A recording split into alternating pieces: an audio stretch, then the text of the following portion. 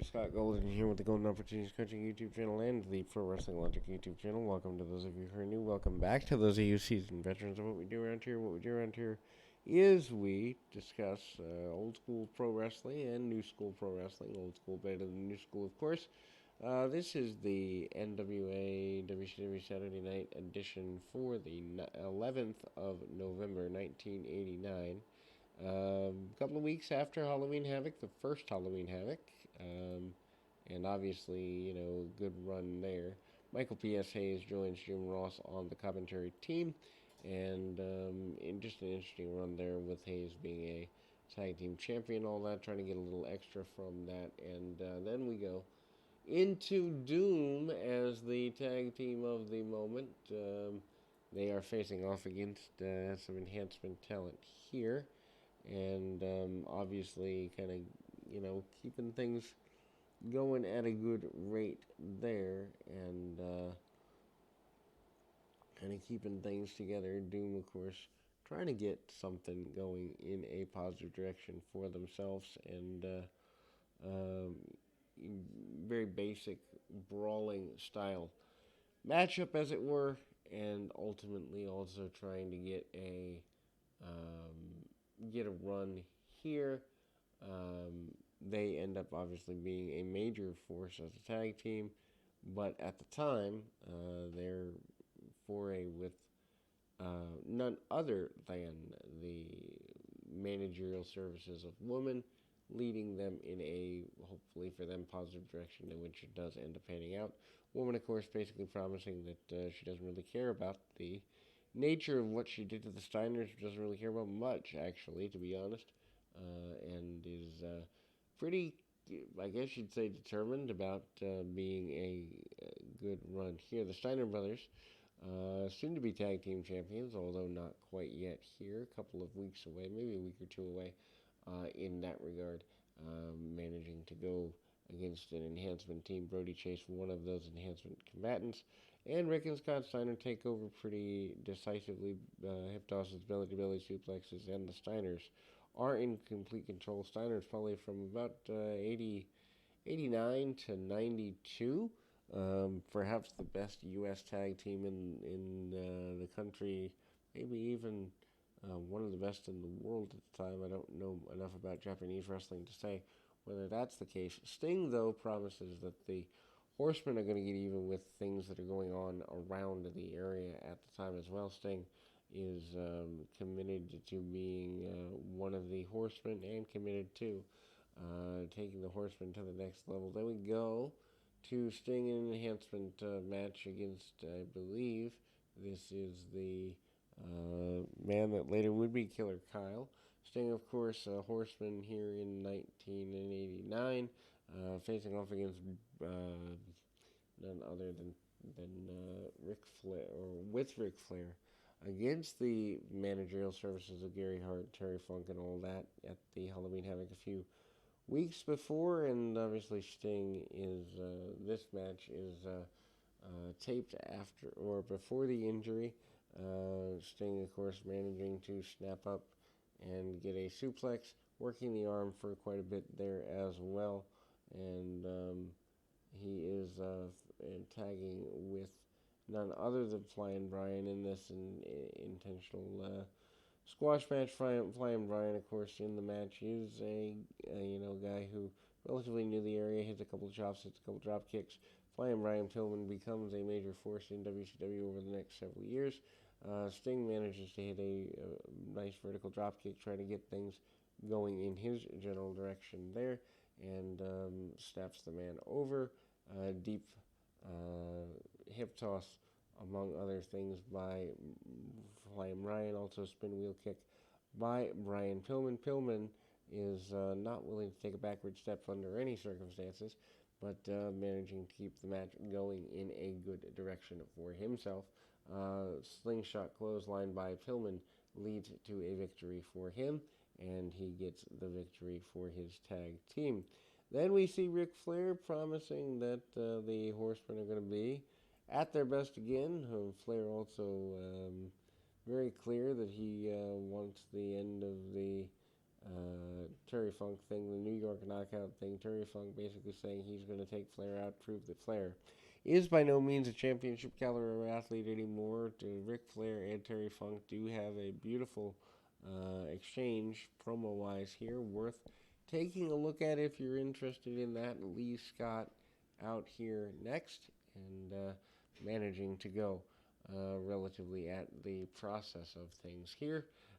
Lee Scott there, but hyping the I Quit match, Terry Funk and things. World Heavyweight Champion Ric Flair. Flair's still a baby face and still trying to be a guy who is a major force with the Horsemen. Of course, signing autographs not something he's known to do, but Flair does that. In this match with Lee Scott, Banks Scott looks good, but does obviously backdrop the man out of the corner, hits the high knee and all other points in between. And Flair obviously wins with the figure four. Lou Tefloni versus the Z-Man Tom Zink. Zink coming in at the same time or around the same time as Brian Pillman, coming off the AWA at the time. Zink also managing to get a sleeper hold and win via sleeper hold in 1989. Little old school, but still a move that enough people respected that they would regard it well. Dr. Death, Steve Williams, is still here in the end of 1989, having been managed a little bit by Jim Cornette, specifically at the Halloween Havoc pay-per-view a few weeks before.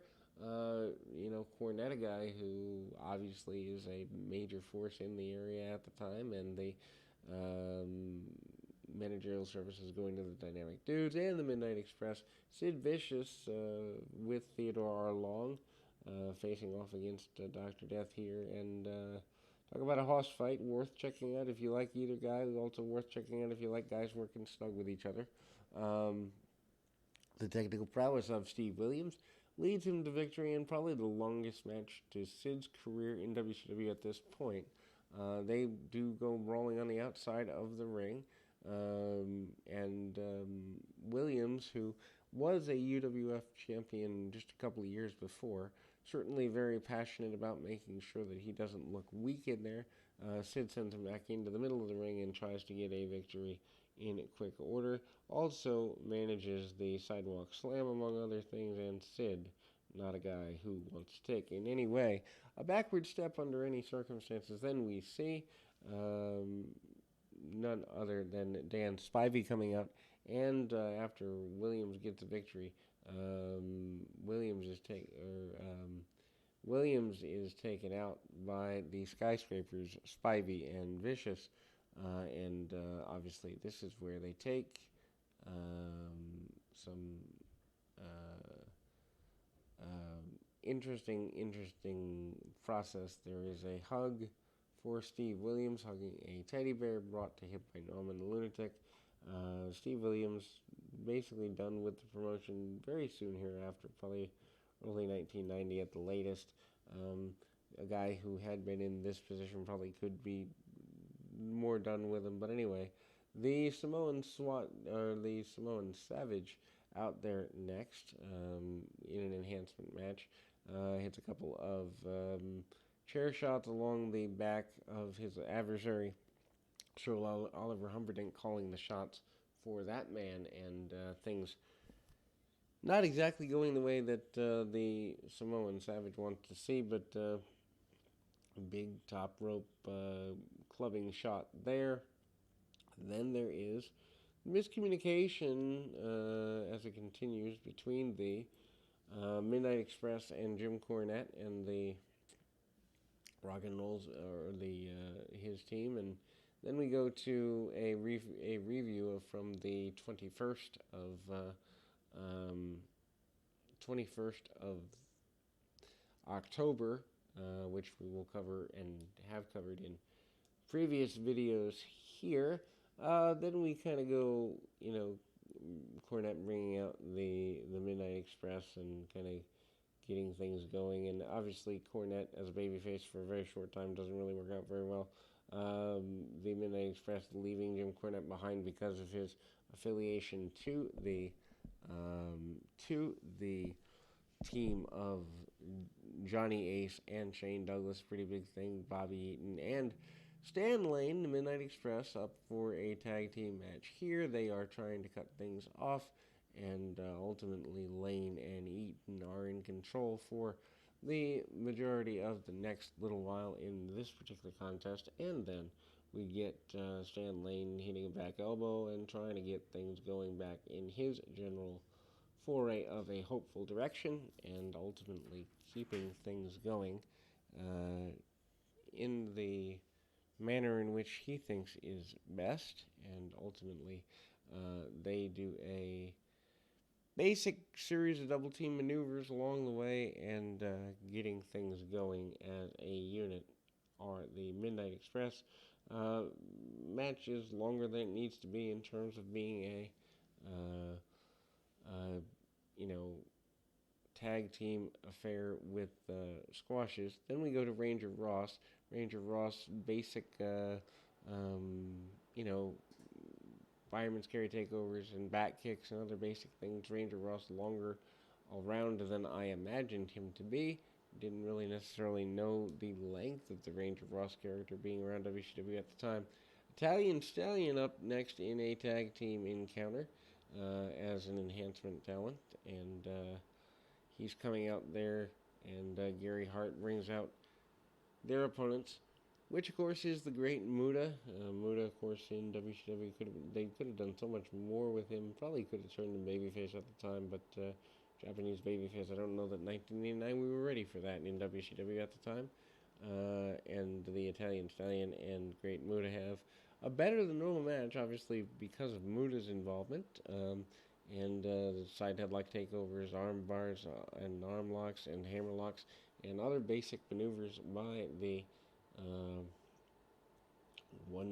by Muta. Muta trying to get the top wrist lock into the Indian Deathlock and a modified figure 4. Muta is phenomenal here. If you have not seen the great Muta in the 1991 or 92 runs for that matter, including the bridging Deathlock, it's just an amazing run there, and Muta is in constant control.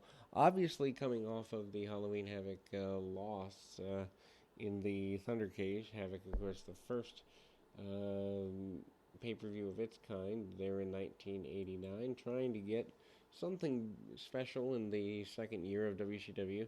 Samoan SWAT team are hyped by none other than Sir Oliver Humperdinck, and Humperdinck coming off of Florida, probably because of the like of Kevin Sullivan, who I think's on the booking team at the time here late in 1989.